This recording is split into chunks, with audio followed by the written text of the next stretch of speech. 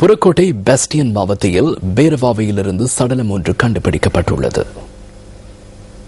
இன்று அதிகாலை 3 மணியளவில் கிடைத்த தகவல் ஒன்றுக்கு அமைய அந்த சடலம் கண்டுபிடிக்கப்பட்டதாக போலீசார் கூறினர்.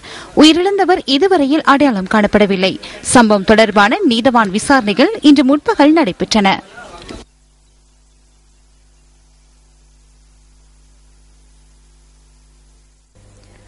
முறையான சூழல் பராமரிப்பின்மையினால் ஏற்படும் பல்வேறுபட்ட நோய்கள் தொடர்பில் நாளுக்கு நாள் தகவல்கள் வழங்கப்பட்டு வரும் நிலையில் இது தொடர்பில் கருத்திற்கொள்ளாத பலர் எமது சமூகத்தில் இருக்கத்தான் செய்கின்றனர்.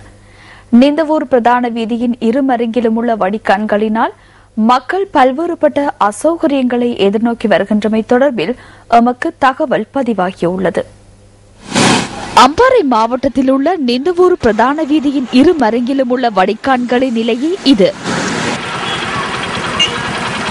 பல்வேறுபட்ட நோய்கள் பரவி வரும் நிலையில் இந்த வடிகான்கள் இவ்வாறு கவனிப்பாரற்று காணப்படுகின்றன.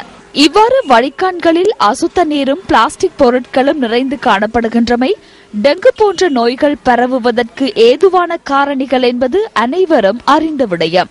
இந்த வடிகான் மிக நீண்ட காலமாக பிரச்சனைகளை உருவாக்கி கொண்டிருக்கின்றது. இதனால் பல அசௌகரியங்களை மக்கள் சந்திக்க வேண்டியிருக்கின்றது. பல தடவைகள் பல விதத்திலும் நாங்கள் அறிவித்திருக்கின்றோம். இதற்கான எந்தவிதமான நடவடிக்கையும் எடுக்கப்படாமல் இருக்கின்றது.